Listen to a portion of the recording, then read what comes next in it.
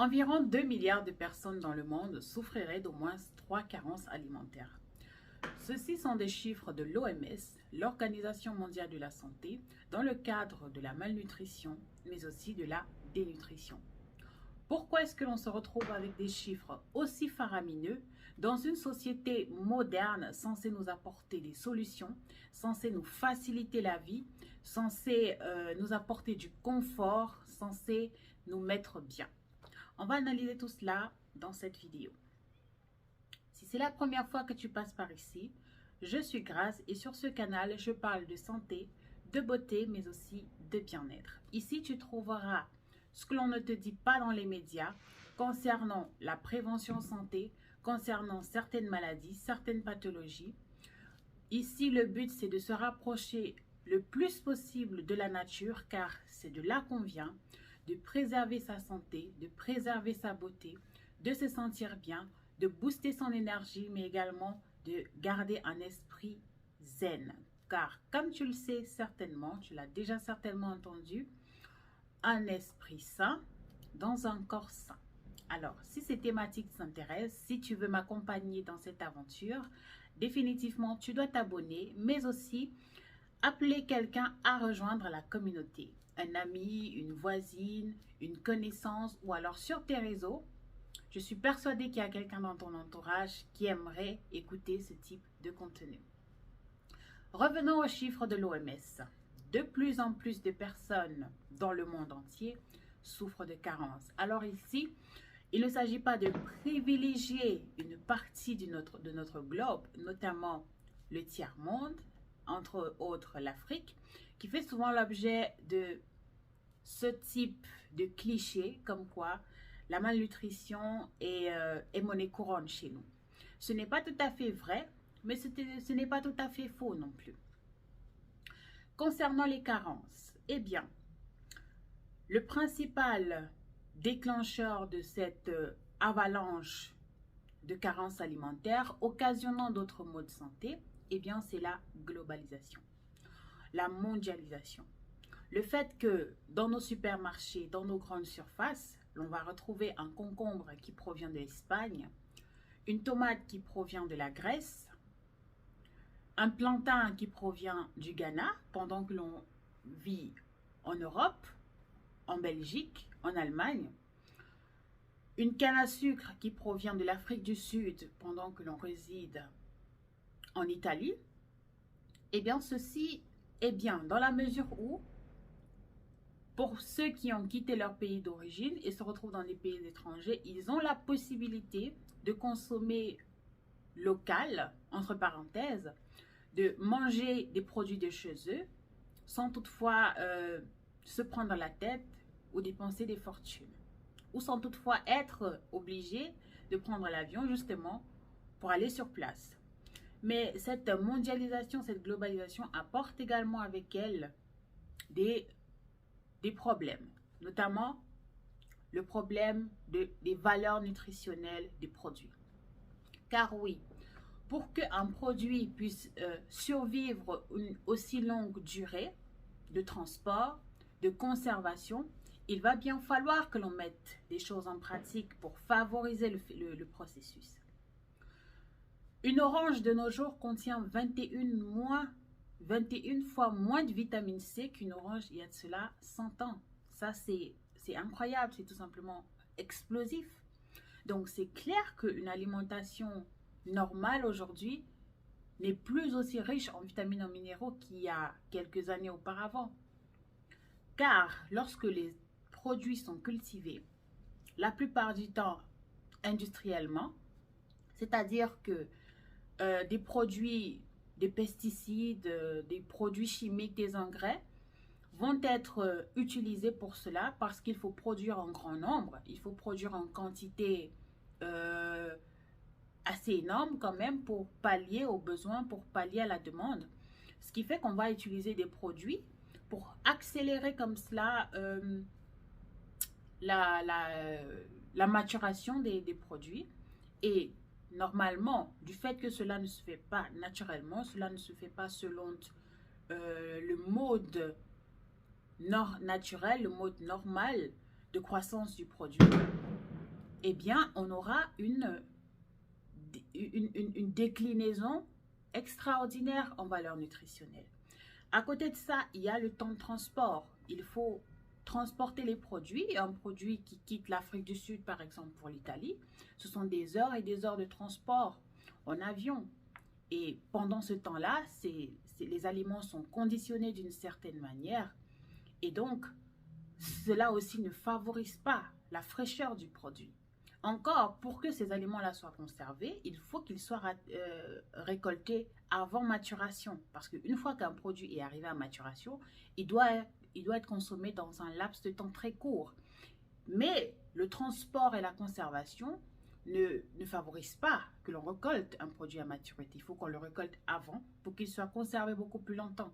Et à ça, il y a d'autres pratiques industrielles que l'on va venir appliquer, par exemple l'irradiation, pour, n'est-ce pas, tuer les bactéries, tuer toutes les petites choses qui peuvent nuire à l'aliment, mais cela impacte la valeur nutritionnelle de l'aliment. Et une fois l'aliment arrivé à destination, il est conservé encore dans les locaux pour enfin être distribué à des supermarchés, à des détaillants. Donc, il y a une longue traîne, il y a une longue durée avant que le produit arrive dans nos assiettes. Il a parcouru mais des kilomètres et des kilomètres pendant des heures, des jours, des mois, voire même des années. Donc définitivement, cela ne favorise pas à ce qu'on ait dans nos assiettes des aliments avec leur plein potentiel vitaminique, leur pleine valeur nutritionnelle. Des solutions ici que je pourrais vous proposer, eh bien, c'est de consommer local. Ça, c'est la manière la plus simple, mais aussi économique, dirais-je, de pallier à ce phénomène. Consommer local, n'achetez pas des produits qui proviennent de l'autre bout du monde, ou alors achetez-en, mais vraiment de manière plus ou moins irrégulière, parce que voilà, peut-être que vous avez envie de vous rappeler voilà, un peu de nostalgie, ça ne fait pas de mal. Mais si votre assiette quotidienne n'est composée que de produits qui proviennent de l'autre bout du monde, eh bien, il y a de fortes chances que vous souffriez de carences alimentaires, que votre alimentation ne soit pas riche, et cela peut avoir des conséquences sur votre santé, sur votre énergie, sur votre morale, mais aussi sur votre féminité. Si vous êtes une femme, on parle de troubles hormonaux, on parle d'aménorrhée, on parle de douleurs menstruelles, on parle d'anxiété, de dépression. Tout cela est relié. Et ce n'est pas des choses qui arrivent comme ça par hasard ou par coup de je ne sais quoi. C'est relié. Nous sommes ce que nous mangeons. Notre organisme, nos cellules, notre corps se renouvellent grâce à ce avec quoi on le nourrit. Donc, si vous nourrissez votre corps avec du n'importe quoi, eh bien, il va réagir n'importe comment. Donc, deuxième solution pour pallier à ce problème, eh bien, ce serait de consommer des produits de saison. Par exemple, consommer des fraises. Pour ceux qui vivent en Occident comme moi, consommer des fraises en décembre, on est d'accord, ça n'a pas de sens parce que les fraises ne poussent qu'en été. Majoritairement, il y a du soleil, il y a de la chaleur, c'est vif, c'est voilà. Pareil pour les fruits exotiques, ils ont leur période de maturation. Donc, lorsque vous consommez certains aliments à certaines périodes de l'année, il faut que vous soyez conscient que ce sont des aliments qui ont été, n'est-ce pas, cultivés artificiellement. Il y a eu des procédés derrière qui ont accouru à ce que voilà, l'aliment soit disponible. Parce que normalement, dans la nature intrinsèque de l'aliment, ce n'est pas à cette période de l'année que vous pouvez vous en procurer. Donc, si vous le consommez à cette période de l'année-là, eh bien, c'est tout sauf du naturel. Et même s'il a été cultivé naturellement, eh bien, il a fallu y mettre beaucoup trop d'efforts, c'est-à-dire certainement beaucoup de gaspillage en eau, de l'électricité, de la main-d'œuvre et tout ce qui va avec. Donc, deuxième solution, consommer des produits saisonniers. Donc, n'allez pas consommer des fraises en décembre, n'allez pas consommer, je ne sais pas moi, des ananas. Voilà, il y a des produits tout simplement, il faut consommer des produits saisonniers.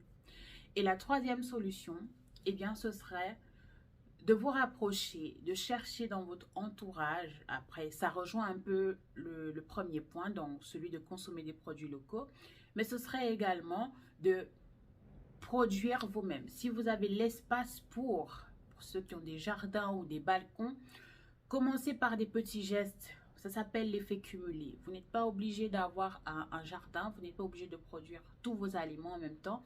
Commencez par des petits gestes. Si déjà vous pouvez produire vous-même vos céleris, vos persils, toutes les herbes et les plantes, persil, céleri, ail, poireaux, du piment, de la tomate, ces petites choses-là. Si vous pouvez déjà sur votre balcon produire ces petites herbes-là, c'est déjà un pas. Il ne faut pas négliger cela. Parce que de toutes les façons, lorsque vous voulez cuisiner, eh bien, vous achetez tout. Eh bien, si au bout d'un moment, il y a des choses que vous avez à votre disponibilité, que vous n'êtes pas obligé d'acheter, c'est déjà un grand pas. Donc, si vous avez l'espace pour, n'hésitez pas à cultiver vous-même vos petites herbes, vos petites plantes, des choses qui sont plutôt faciles à cultiver en réalité. Par exemple, les épices, donc les herbes aromatiques par exemple, elles sont très faciles à cultiver. Comme le gingembre, comme l'ail, le poireau, c'est assez simple à faire. Il y a plein de vidéos YouTube qui illustrent comment faire. Donc, n'hésitez pas vraiment, cela participe tout simplement à ce que vous ayez dans votre assiette des aliments avec leur plein potentiel vitaminique, leur plein potentiel nutritionnel et ça vous bénéficie, ça vous profite. Encore, une autre solution également, la quatrième solution, eh bien, ce serait de se complémenter. Ce serait fou de penser qu'au XXIe siècle, à l'ère où on vit, eh bien, notre alimentation suffit pour combler à nos besoins. On l'a compris avec tout ce que j'ai pu expliquer dans la vidéo, c'est que notre alimentation, nos aliments qui arrivent dans nos assiettes sont de plus en plus pauvres. Donc, il faut se complémenter. Ce n'est pas une obligation, mais c'est une solution. C'est une solution alternative, c'est une solution de transition. On supporte l'organisme, on aide l'organisme à atteindre ses objectifs. Parce qu'une carence en vitamine C, par exemple, va enclencher beaucoup de processus physiologiques qui ne seront pas bénéfiques pour vous. Une carence en vitamine C va empêcher l'absorption du fer, très importante pour les femmes, car tous les mois on perd une quantité considérable de sang. Il faut en apporter à notre organisme en retour pour qu'il puisse fonctionner normalement. Donc, si vous n'avez pas assez de vitamine C dans le corps, votre corps n'absorbera pas du fer. Si vous n'avez pas assez de magnésium dans votre corps, si vous n'avez pas assez de vitamine D dans votre corps ne pourra pas absorber du magnésium. Donc, tout est lié. Il n'y a pas un composant qui fonctionne tout seul, il est autonome. Non, tout est lié. Notre organisme et tous ces composants travaillent en cohésion, ils travaillent ensemble, ils travaillent en corrélation, ils communiquent l'un avec l'autre. Donc ce serait fou de penser que on peut faire ci et on va négliger l'autre, parce que tout est lié, tout est lié. Donc la solution ici, ce serait de se complémenter. Vous n'êtes pas obligé d'acheter des produits pharmaceutiques si vous n'aimez pas le faire. Il y a des plantes qui sont assez riches en vitamines et en minéraux.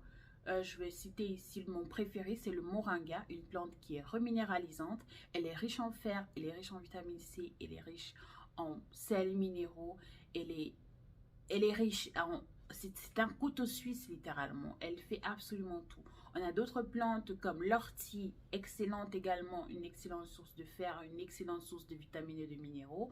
On a la spiruline, on a d'autres plantes qui ont des propriétés drainantes qui aident, n'est-ce pas, l'organisme à se débarrasser des choses, voilà, parce qu'au jour d'aujourd'hui, on est exposé, mais à tellement de facteurs. Il y a les perturbateurs endocriniens, il y a l'air qui est pollué, il y a nos vêtements, bref, il y a les radiofréquences produites par nos appareils électroniques du quotidien. Donc, notre mode de vie, très sincèrement, ne favorise pas que que l'on reste en bonne santé. Donc, c'est à nous de faire des efforts, c'est à nous de mettre la main à la pâte pour que les choses puissent évoluer. Et pour ceux-là, pour celles-là qui ne trouvent toujours pas leur repère concernant l'alimentation, concernant le mode de vie à adapter selon leurs besoins, cliquez sur le lien qui est dans la bio ou alors en le premier commentaire épinglé sous la vidéo. Et vous pouvez, n'est-ce pas, aller sur notre site internet et voir, n'est-ce pas, comme ça, les services que l'on propose. Et certainement, vous trouverez, n'est-ce pas, une option qui vous convienne. Et ensemble, on discutera de vos besoins, des objectifs que vous voulez atteindre. Et certainement, d'ici peu, tout ira bien pour vous. Alors, c'est tout pour moi. Merci de m'avoir suivi jusqu'à la fin. N'hésitez pas à partager au maximum la vidéo, à liker, ça fait toujours plaisir, à me laisser vos avis en commentaire, j'aimerais bien vous lire et on se retrouve à la prochaine. Ciao, ciao!